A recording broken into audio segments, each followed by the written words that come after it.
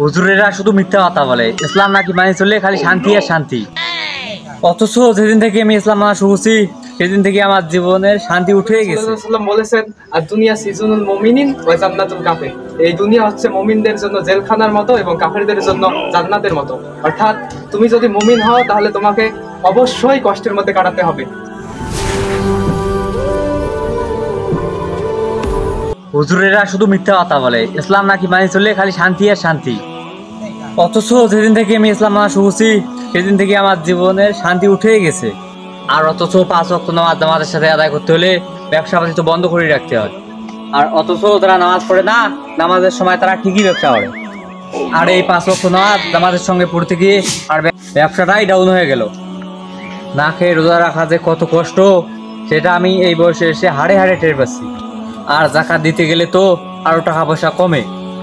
মোট কথা, যেদিন থেকে আমি ইসলামের মধ্যে পরিপূর্ণ ঢুকে পড়েছি সেদিন থেকে আমি গরিব হওয়া শুরু করেছি। আর যারা ইসলাম মেনে চলে না তাদের কোনো অসুবিধা নেই, তাদের শুধু শান্তি আর শান্তি। আর আমার মনের মধ্যে যে এত অশান্তি, আর ভালোই লাগে না। এই রাজুটার আবার কি হইলো? কি সব উল্টা পাল্টা বলতেছে। এ রাজু, শোনো শোনো। হায় হায়, শাকিল আবার সব শুনলো নাকি? আসছি শাকিল। রাজু মিয়া, তোমার আবার কি হলো? এরকম হতাশ হয়ে আছো কেন? হতাশ না হয় উপায় আছে শাকিল সাহেব, বলেন। মাওলানাদের কথা শুনে যেদিন থেকে আমি ইসলাম মানা শুরু করছি সেদিন থেকে আমার পতন শুরু হয়ে গেছে। কি বলি, ব্যবসার অবস্থা খুবই খারাপ। অর্থনৈতিক অবস্থা শেষ হতে হতে প্রায় শূন্যের কোঠায়। বিপদ আমার পিছিয়ে যাচ্ছে না। বলেন, এভাবে কি চলা যায়? আগে তো ভালোই ছিলাম। বুঝতে পেরেছি রাজু মিয়া, তোমার সমস্যাটা কোথায়। তোমার অসুখটা আমি ধরতে পেরেছি। আমার একটা প্রশ্নের উত্তর দাও তো রাজু মিয়া। বলেন। আজকে তো আবহাওয়া খুব গরম, রোদ তো উঠেছে কাঠ ফাটা।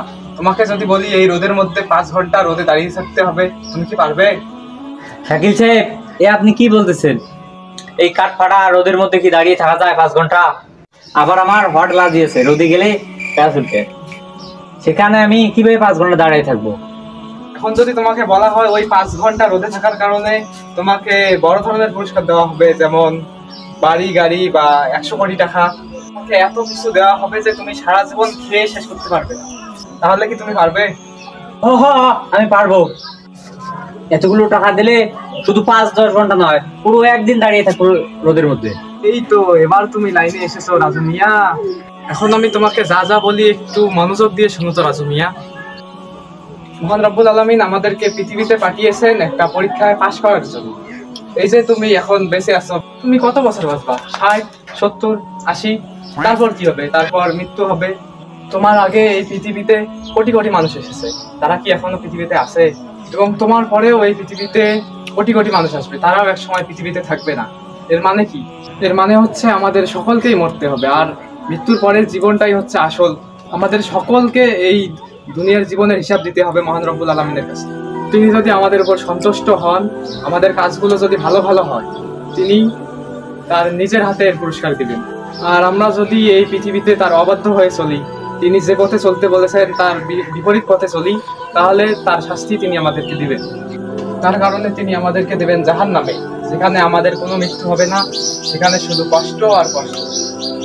কথাগুলো তো আগেও শুনেছি, আজ কেন কথাগুলো অন্যরকম লাগতেছে? তাহলে রাজু মিয়া তুমিই বলো, মৃত্যুর পরের ওই অনন্তকালের জীবনের তুলনায় এই পৃথিবীর জীবন কত ক্ষুদ্র না? ঠিক যেরকম আমি তোমাকে কিছুক্ষণ আগেই বললাম যে এই পৃথিবীর জীবনে তোমার 80-90 বছর তোমাকে সুখে রাখা হবে যদি মাত্র 5 ঘন্টা তুমি রোদের মধ্যে দাঁড়িয়ে থাকতে পারো। তুমি দুনিয়ার জীবনে 90 বছর সুখে থাকার জন্য যদি 5 ঘন্টা রোদে থাকতে পারো, তাহলে কেন অনন্তকাল সুখে থাকার জন্য 80-90 বছর কষ্ট করতে পারবে না? তাছাড়া আল্লাহ রাব্বুল আলামিন কখনো বলেননি তার পথে চললেই তোমার জীবন সহজ হয়ে যাবে। তিনি কখনোই এই ওয়াদা করেননি তার দেখানো পথে চললে তোমার জীবনে শুধু উন্নতি হবে। এরকম কথা কোনোদিন শুনেছো? বরং আল্লাহ রাব্বুল আলামিন বলেছেন যে মানুষকে তিনি অত্যন্ত শ্রম নির্ভর করে তৈরি করেছেন। অর্থ কি? মানুষকে সব সময় কষ্টের মধ্যে দিয়ে যেতে হবে যদি তুমি পরবর্তীতে সুখ পেতে চাও। তারা হলেন আল্লাহর প্রেরিত পুরুষ নবীগণ, হযরত ইব্রাহিম আলাইহিস সালাম, হযরত ইউসুফ আলাইহিস সালাম, হযরত ঈসা আলাইহিস সালাম এবং সর্বশেষ আমাদের প্রিয় নবী হযরত মুহাম্মদ সাল্লাল্লাহু আলাইহি ওয়াসাল্লাম।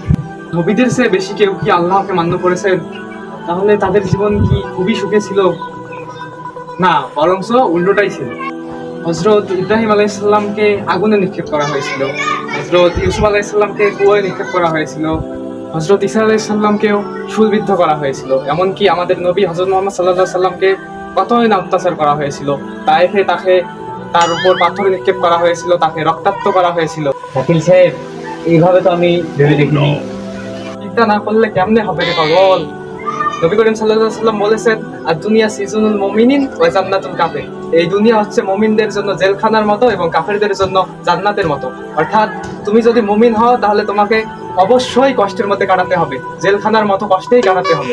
তুমি যদি আল্লাহর বিধান মেনে চলো, তোমার জীবনে শুধু কষ্টই হবে, তুমি শান্তিতে অনেক কমই থাকবা। তবে হ্যাঁ, তুমি যদি আল্লাহর উপর পূর্ণ বিশ্বাস রাখো, তুমি যদি মনে করো এই দুনিয়ায় কষ্ট করলে পরকালে শান্তি পাওয়া যাবে, পরকালে তুমি জান্নাতে যাবে, তখন তোমার জন্য ইবাদত করা সহজ হয়ে যাবে। তখন তুমি কষ্টের মধ্যে থেকেও ইবাদত করতে পারবে, তখন কষ্টের মাঝেই তুমি সুখ খুঁজে পাবে। শাকিল সাহেব, আজ থেকে আমার মনের ভুল ধারণা ভেঙে গেল। এখন থেকে আমি আল্লাহ তাআলার সব বিধিবিধান মেনে চলার চেষ্টা করবো, আপনি যা যা বললেন। আমার যত কষ্ট হয় হোক, কিন্তু এতক্ষণ আমি যে এত উল্টোপাল্টা কথা বললাম, তার জন্য আল্লাহ কি আমাকে মাফ করবে? কোনো বান্দা যদি আল্লাহর কাছে ভুল করে এবং ভুল করার পর তার স্বীকৃতি দিয়ে তওবা করে, তাহলে আল্লাহ তাআলা অবশ্যই তাকে মাফ করে দেয়। আল্লাহ কোরআন শরীফের মধ্যে বলেছেন, নিশ্চয়ই তিনি সর্বোত্তম তওবা কবুলকারী, তিনি পরম দয়াময়। আচ্ছা শাকিল সাহেব, এখন আমি আসি, আমার জন্য বেশি বেশি দোয়া করবেন, আল্লাহর জন্য আমার ভুলগুলো ক্ষমা করে দেন। হ্যাঁ রাজু মিয়া, তোমার জন্য অবশ্যই দোয়া থাকবে, আর আল্লাহ রাব্বুল আলামিন তোমাকে অবশ্যই মাফ করবে।